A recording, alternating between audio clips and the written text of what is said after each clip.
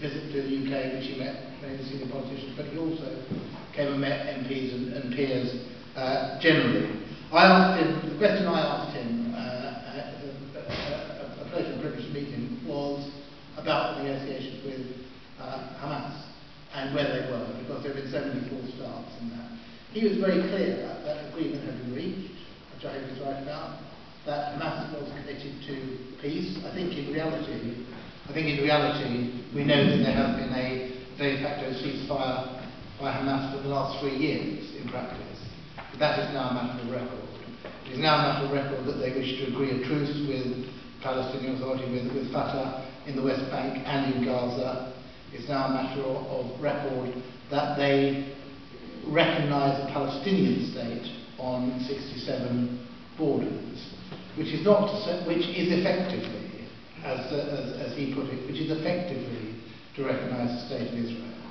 Now, if that is not enough for the Americans or the Israelis, then I think we are playing games, because if you recognise those concessions are major and considerable concessions, and they're the right concessions to make, I think, and they are. And finally, to a programme that will lead to presidential and PNC elections by May of this year. Now that is a very ambitious timetable, with an interim technocratic government in the meantime. I hope that that is what happens, because I believe for several years now that the main step forward that needs to be taken can be taken is Palestinian unity.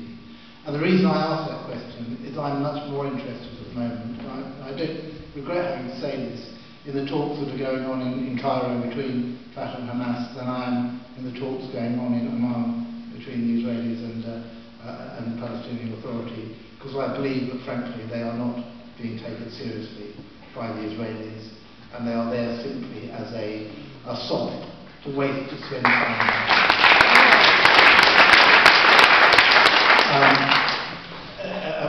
Abbas is a very charming man, a very gentle man, and he said that he was asked about his relation to the Americans, and he said the Americans were too busy to talk to him till after the elections. And he hoped that the British government and the European Union were not equally busy with that time. And I think that shows an insulting way to deal with it. I read in the paper today that Netanyahu has said about the current talks that the ball is in the Palestinians' court.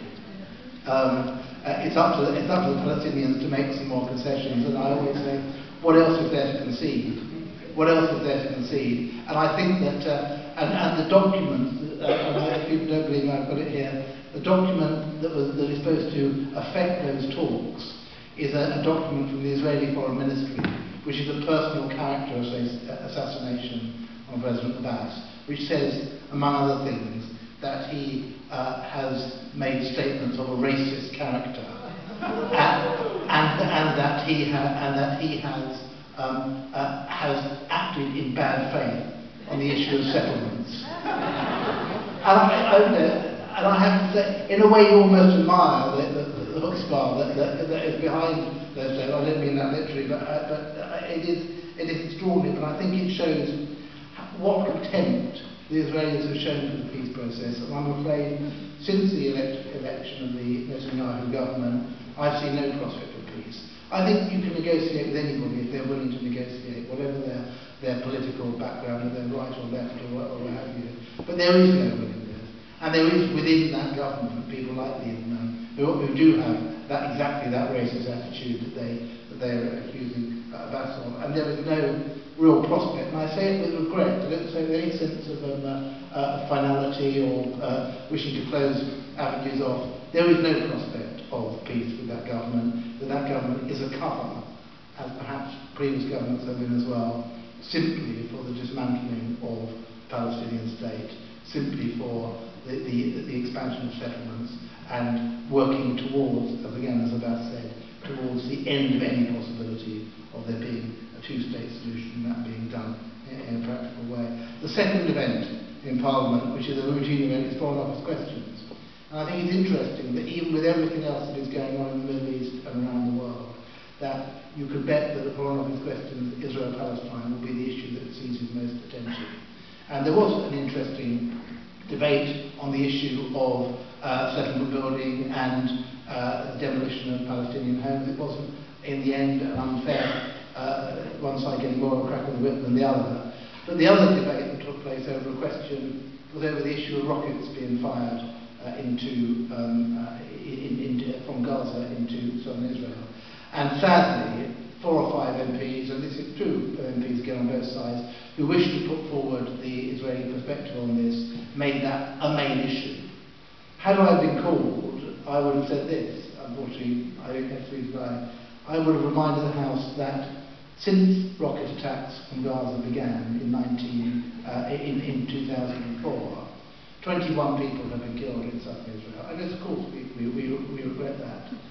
4,594 Palestinians have been killed in Gaza. But I see that figure is already out of date because 2 more were killed yesterday. And I don't think we need to say very much more than to give those figures.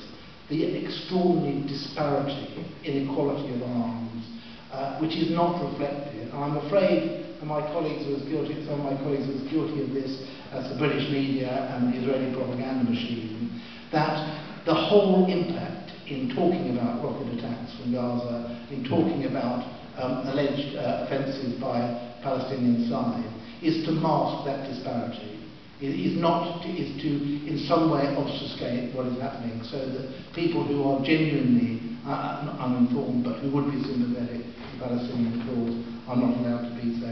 I visit the region quite often, and I've seen not only to Gaza, where I went 2 or 3 weeks after the invasion 3 years ago, but I've been within the last 2 years. I've been to Silwan, I've been to Sheikh Jarrah, I've been to Hebron, I've been to East Jerusalem, I've seen the settlements, I've been to the Negev, and every single one of those areas, and many, many more, are examples of a different form of discrimination, humiliation, punishment of people. They are further indignities and further criminal acts within the overall criminal act of occupation that the Palestinian people have suffered for so many years. And if that were known better, and I think slowly but surely it is becoming known better in this country and in other countries across the Western world, then I think it is a no-brainer as to whose side you are on in this dispute, because this is not in any way one side against another. This is the oppression, the systematic and organised oppression of people that is not only continuing but accelerating as we go further into the 21st century. So I hope, notwithstanding the attitude of the Americans, and notwithstanding, regrettably, the attitude of our own government to recognition, I'm pleased that my own party it supports recognition. I'm pleased by the statements that Douglas Alexander and Dave Miliband, but also I have to say some the Liberal Democrat Party have made recently in relation to that. I hope that more politicians will speak out in exactly those terms.